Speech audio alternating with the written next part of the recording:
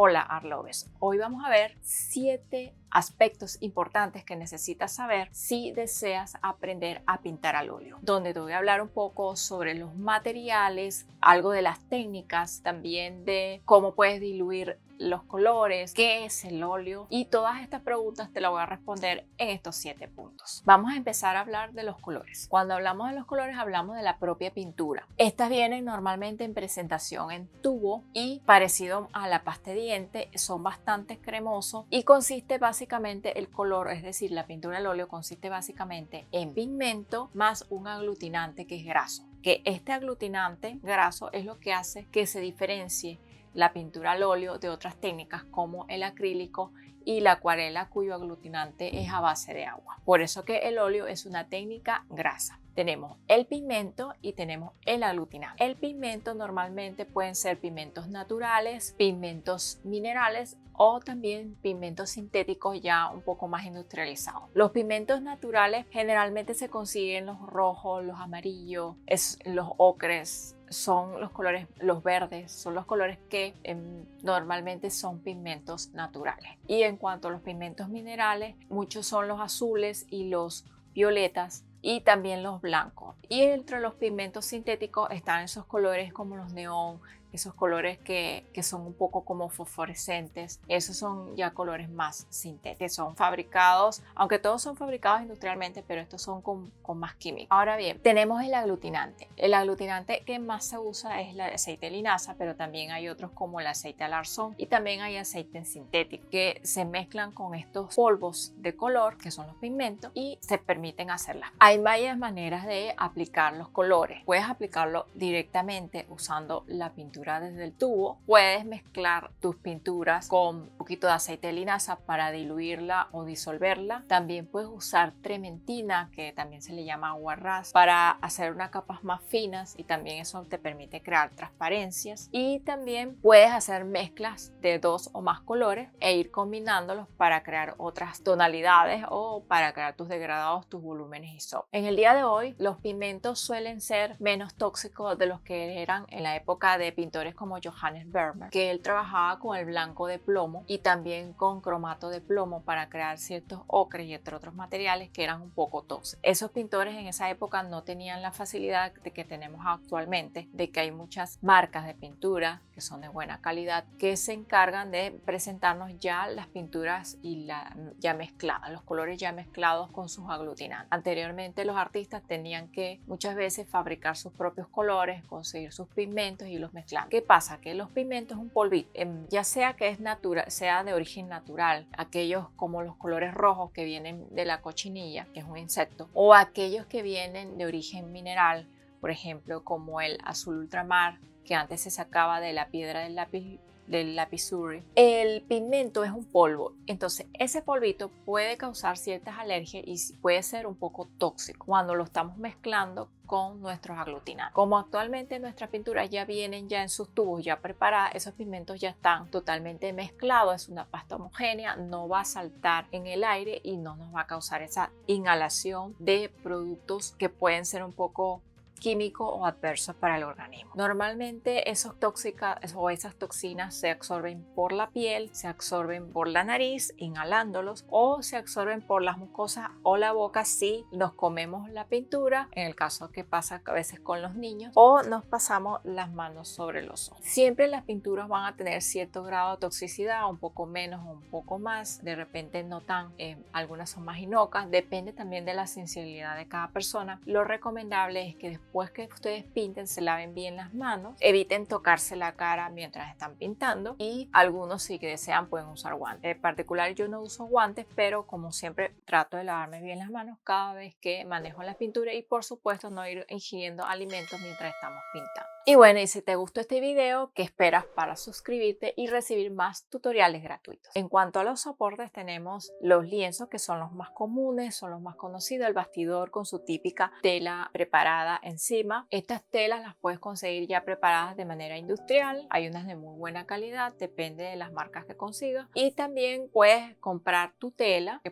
que tiene que ser una tela, lo recomendable, ¿no? Una tela de lona o lino o una tela a base de algodón. ¿Cómo sabes si es algodón? Tú tomas la tela, la quemas un poquito en una de las esquinitas, por supuesto no vas a quemarla en el medio, en una de las esquinitas, y si la tela no se forma, no se apelotona como un plástico, sino que se quema así y queda, los bordes no forman como una masa plastificada, quiere decir que esa tela es a base de algodón, que es la manera de ver si la tela es más a base de algodón o no. De todas maneras, si compran lona, esa tela no van a tener ningún problema en la lona, el liencillo, el lino. Ya el color de la tela, normalmente uno usa el color crudo de la lona o en tal caso una tela blanca. También tenemos el canvas, que es una tablilla entelada, que esa tablilla se forra con la tela y la tela por supuesto ya está preparada y se dobla hacia atrás y queda delgadito con su tela adelante. Esto es bastante cómodo para guardarlo en cualquier lugar. Entre otros soportes también tenemos los blocks de pintar con papel, los blocks de papel especial para pintar al óleo. Recuerda que no todo papel sirve para pintar al óleo. ¿Y por qué es especial? Porque este tipo de papel nos permite pintar sobre su superficie sin que se traspase la pintura hacia atrás. Recuerda que el óleo es una pintura de base de aceite. Entonces el aceite va a ser absorbido por el papel. Si es un papel común, ese aceite va a ser absorbido por el papel. En el caso del papel especial para pintar al óleo, esto no pasa.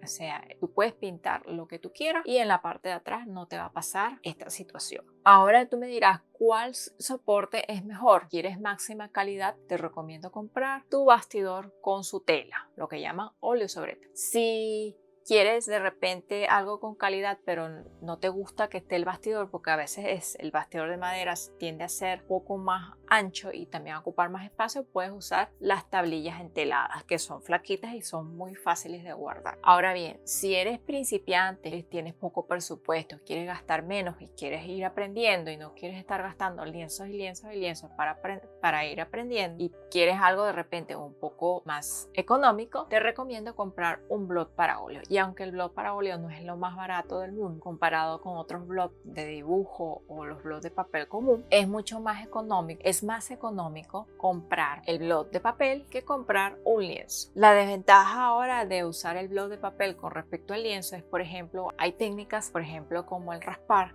que no se puede hacer en el papel para óleo porque cuando vas raspando el papel resulta que, wow, hiciste un hueco en la hoja o se te desprendió todo el papel. Entonces, ese es uno de los principales problemas, que pintar sobre el papel puede no ser tan ventajoso. Y lo otro es que si después te gusta la obra y quieres montarla, tienes que o enmarcarla, mandarla a una mercadería y enmarcarla. En cambio, si trabajas en un lienzo de tela y sobre todo si es un lienzo con tela con grapas ocultas, como es lo que te muestro ahora acá en la imagen, bueno, ahí no vas a tener el problema de que necesites hacer un marco, porque puedes hacer la pintura que cubra todo el borde y se ve muy bonito y muy limpio tu trabajo sin necesidad de hacer un marco o de mandar a enmarcar la obra, que a veces suele ser más costosa, y también agregarle un poco de peso a la obra, ¿no? Y a veces el peso es problemático, sobre todo cuando lo vas a montar en alguna pared o en algún lugar, o cuando lo quieres transportar de un lugar a otro, sobre todo si la obra es de gran tamaño. Ahora hablemos de las paletas. Las paletas las puedes conseguir de diferentes formas y tamaños. Hay paletas que son un poco más redondas, hay paletas que son un poco cuadradas, hay para diferentes usos. Hay unas paletas que son planas y hay unas paletas que tienen como unos compartimentos un poquito hundidos, sea redonditos o algo cuadrado. Eso que tienen esos compartimentos son para acuarela, no sirven para óleo. ¿Y por qué no sirven para óleo? Porque cuando estás trabajando, por ejemplo, con la espátula, esos compartimentos no te permiten agarrar bien la pintura. Y como el óleo no es una pintura que se corra como ocurre en la acuarela, que es como agua, entonces no necesitas esos compartimentos. Realmente esos compartimentos estorban a la hora de pintar al óleo. Entonces, para pintar al óleo tienes que usar una paleta plana, ya sea de madera, de acrílico o un pedazo de vidrio. Ahora, ¿necesitas una paleta especial para comprada de una tienda? No. Por ejemplo, en mi caso yo utilizo una tabla de madera porque es la que tenía y bueno, uso esa. Eso sí, la pinté de blanco porque me gusta que esté el fondo blanco para poder apreciar cada color. Y Y lo otro que hago es colocar cada uno de los colores en determinados sitios. Es decir, organizo mi paleta de manera que los colores cálidos estén de un lado y los colores fríos estén del otro. Los azules y los verdes separados de los amarillos y los rojos. Y de esta manera mantengo un orden en mi paleta. Eso me permite trabajar más rápido y también visualizar mejor los colores en mi paleta, porque si hay un desorden es un poco difícil trabajar. Otra cosa que ustedes pueden usar es la paleta acrílica. La paleta acrílica es muy buena. A mí me gusta comprar esas que son blancas. La mayoría son blancas, pero bueno, he visto que también a veces vienen de colores. Preferible blanco para poder ver bien los colores. La ventaja de esa paleta es que es una paleta lisa, no absorbe los colores como en el caso de la paleta de madera. Las paletas que compras en las tiendas tienen normalmente un huequito donde puedes meter el dedo gordo y allí puedes sostener tu paleta. Y la otra ventaja es que, por ejemplo, los óleos, cuando los quieres conservar por más tiempo mientras estás pintando, porque a veces pintamos una obra y nos sobra un poquito de pintura y no queremos retirarla y de repente vamos a pasar una semana para volver a retomar la obra y no queremos que se nos seque esas pinturas que quedaron allí porque ya no la podemos devolver a los tubos para conservarla o nos ha quedado mucha pintura fuera en nuestra paleta. Podemos sumergir esa paleta acrílica en un balde de agua y esos colores se van a conservar y la paleta no se va a dañar porque es acrílica. Entonces tenemos nuestros óleos sumergidos en el agua con tu paleta sin que se dañe la paleta. También tenemos personas que usan fragmentos de vidrio, láminas de vidrio para colocar sus pinturas y prefieren ese tipo de superficie para colocar sus pinturas. Es bueno porque es fácil de limpiar, raspándolo un poquito puedes dejarla limpiecita.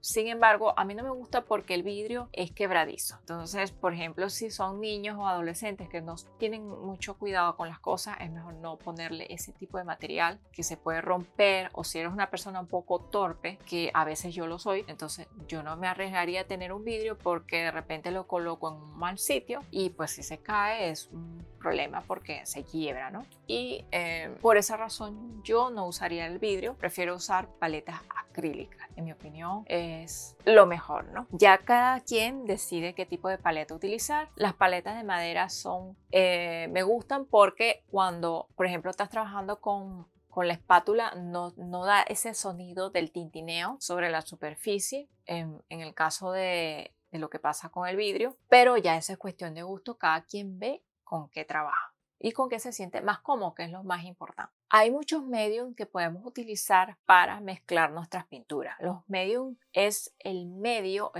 que nos permite unir el pigmento, ya sea para disolverlo, ya sea para cohesionarlo, para que no se disperse y crear una pasta homogénea, ya sea para espesarlo o ya sea para mezclar los colores. Esos medios, el más usado, los más utilizados son el aceite de linaza, tenemos aceite del nogal, tenemos la trementina. La trementina también le llaman aguarrás, pero no confundan esa trementina ni la linaza con la que venden en la ferretería. Son totalmente diferentes. El efecto sobre la pintura al óleo es totalmente diferente. Tienen que ser linaza y trementina comprada en tiendas especializadas para arte o que diga que es para pintura al óleo. Las marcas que pueden comprar, por ejemplo, Winsor & Newton, que es la que yo normalmente compro. Hay otras marcas más como hay Van Gogh, hay Rembrandt, depende, ustedes ven qué marca. Normalmente yo compro la Winsor & Newton porque es la más fácil de conseguir en diferentes países, sobre todo acá en Latinoamérica. Ahora bien, si ustedes lo que necesitan es limpiar los pinceles de los restos de la pintura al óleo, porque les recomiendo siempre limpiar sus pinceles, pueden utilizar ya sea la trementina, ya sea la linaza, ya sea el aceite de nogal, pero también pueden usar otras sustancias un poco de repente más económicas para limpiar sus pinceles, como el thinner, la gasolina, también llamada white spirit.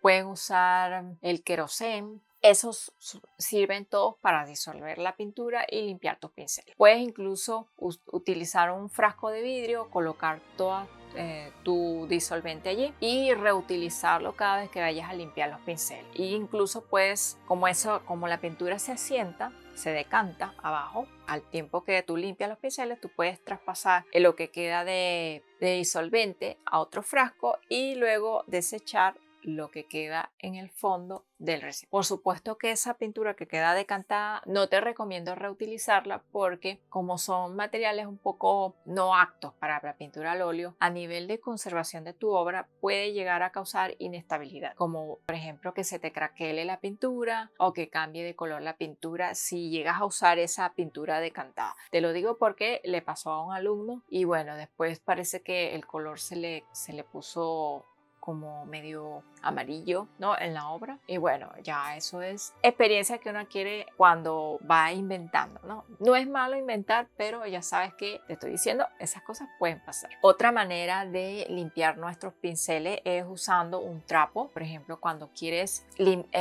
cambiar de un color a otro, usas un trapito, limpias tu pincel en el trapo en seco sin ningún tipo de diluyente, puedes usarlo en seco, lo limpias en tu trapo y continúas trabajando. Ahora bien, cada vez que usas estos diluyentes que te nombré, que son el thinner, el querosén, la gasolina, tienes que lavar bien tus pinceles con agua y jabón y bueno, ahí después lo puedes reutilizar. Pero si usas linaza y trementina, no es necesario, o sea, puedes lavar tus pinceles con agua y jabón, ya, si los vas a guardar, pero si lo vas a reutilizar en el mismo momento, no necesitas lavarlo con agua y jabón, ya que la linaza y la trementina no afectan la pintura al óleo y no causan ningún tipo de inestabilidad y no te va a causar problemas de craqueladuras ni tampoco cambios de color, que es lo que tienes que tomar en cuenta. Los trapos, por supuesto, que vayas a utilizar para limpiar tus pinceles, trata que sean de tipo franela, así suavecito, de algodón, porque las telas sintéticas no son muy absorbentes y no son adecuadas para limpiarlo.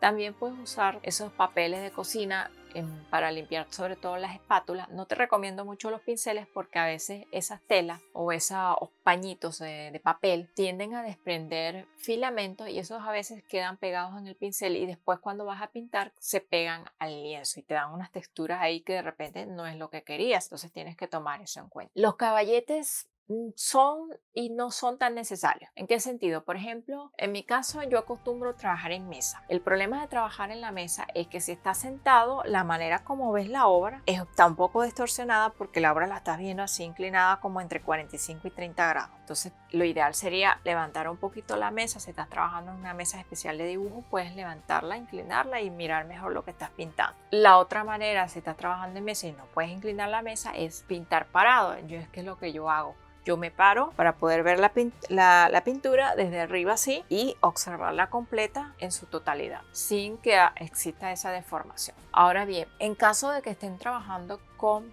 su lienzo, en caso de que estén utilizando un caballete, hay diferentes tipos de caballete. Hay caballete de mesa, que es un poco más pequeño para que usted coloque su obra en la mesa. Hay caballetes fijos de madera que son bastante anchos, grandes y pesados, que sirven para colocar nuestro lienzo ahí y generalmente funciona para lienzos muy grandes de 1,50 m o de 2 metros. Y también tenemos caballetes que son portátiles que lo puedes llevar a cualquier lugar. También los caballetes vienen de diferentes materiales. El más utilizado, el más popular, de repente el más tradicional es el de madera, pero también puedes conseguir caballetes de aluminio y caballetes de acero inoxidable, que normalmente son los que se utilizan para pintar en campo, es decir, en exteriores, ¿ya? Porque son más portátiles. Por ejemplo, el del aluminio es bastante liviano. Ahora la desventaja es que, por ejemplo, a veces hay que colocarle una piedra o un peso en el centro, porque si no, con el aire, si es que hay viento en el sitio donde estás pintando, se puede caer nuestro trabajo y voltear nuestro caballete. Los pinceles, puedes encontrar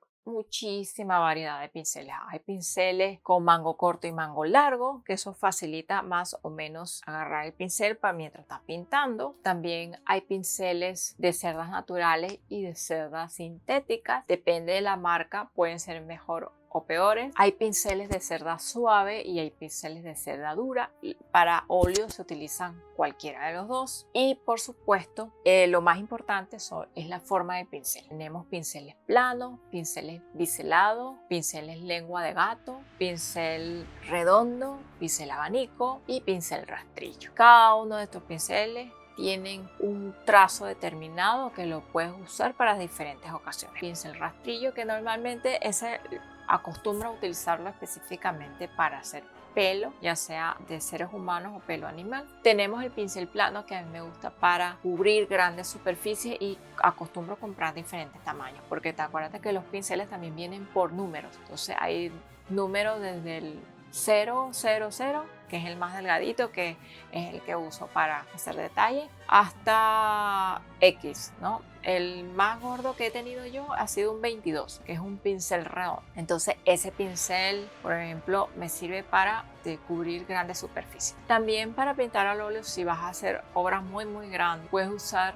brochas de esas que se usan para pintar de la pared, también funciona. Por supuesto, tienes que tomar en cuenta que el pincel también va a gastar pintura, porque aunque trates de aprovechar toda la pintura que está en tu brocha o en tu pincel, gran cantidad de la pintura va a quedar dentro del pincel. Entonces, cuanto más grande la brocha o nuestro pincel, más pintura va a retener entre sus cerdas y que no necesariamente se van a ver en la obra. Entonces, tienes que tomar eso en cuenta. En cuanto a las técnicas para pintar al óleo, las técnicas más comunes para pintar al óleo, en mi opinión, porque recuerda que esta es mi opinión, mi experiencia, ya es el degradado. ¿Para qué nos sirve el degradado? Bueno, con el degradado podemos hacer maravillas, porque con él podemos crear fondos de colores, podemos crear volúmenes y sombra, y con el volumen y sombra podemos hacer maravillas, desde crear texturas con volúmenes y sombra, hacer la forma de la piel, hacer montañas, ríos, etcétera, etcétera. Ya, porque todo tiene volumen y sombra. Y en cierta manera todo sigue un patrón de degradado, ya sean degradados largos o ya sean degradados. Otra técnica es la de capa sobre capa, ya sea que trabajes húmedo sobre húmedo o húmedo sobre seco o a la prima. ¿Qué me refiero con cada uno? Por ejemplo, cuando estamos pintando al óleo, a mí me gusta recomendarle a los alumnos que primero hagan una mancha general de la obra. Por ejemplo, si están haciendo un paisaje, primero coloquen un azul plano en el cielo, un marrón plano para las montañas o para la tierra, un verde para donde van las plantas,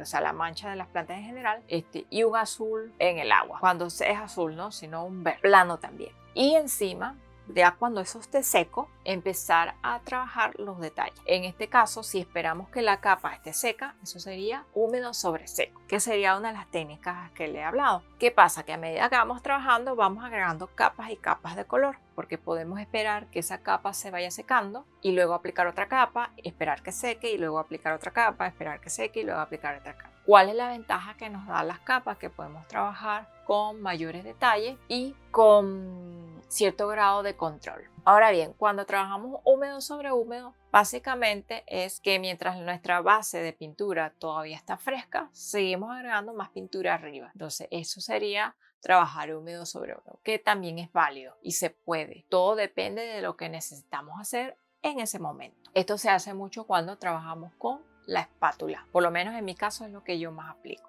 Por último, a la prima nos referimos que aplicamos todo, luces, sombras, textura, todo al mismo tiempo y al mismo momento. Es decir, no es que aplicamos una capa de pintura y luego vamos trabajando la zona, sino que vamos colocando donde van todo, las luces y las sombras, todo de una vez ya en la obra. Es decir, donde van las partes oscuras, colocamos un color oscuro. Donde van las partes claras, colocamos los colores claros inmediatamente. Para hacer esto, por supuesto, tienes que tener cierto grado de manejo de la pintura. No lo recomiendo para principiantes porque normalmente las personas que están iniciando tienen ciertas dudas de dónde colocar las luces y las sombras, y para poder trabajar a la prima tienes que estar bien claro de dónde colocar las luces y las sombras y sobre todo dónde vas a pintar algo. Es decir, por ejemplo, si vas a pintar un árbol, ¿cómo lo vas a pintar? Si tienes duda en la forma del árbol, quizás te conviene más hacer capa sobre capa donde puedes ir corrigiendo. La otra técnica que les voy a hablar es la de graso sobre seco. La pintura al óleo ya es una pintura grasa. ¿Qué pasa? Que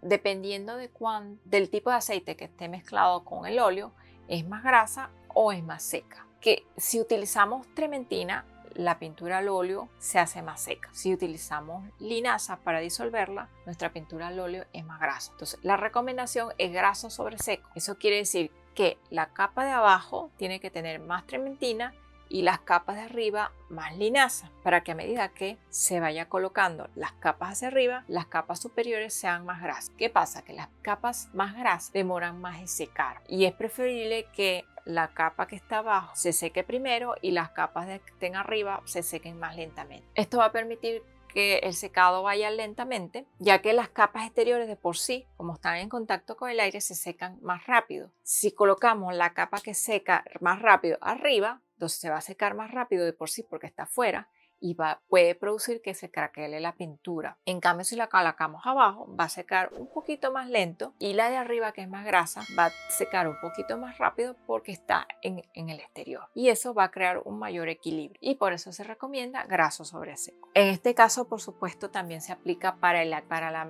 cuando queremos combinar técnicas, por ejemplo, el acrílico con el óleo. ¿Cuál es la técnica más seca? El acrílico, porque no tiene aceite. ¿Y cuál es la técnica más grasa?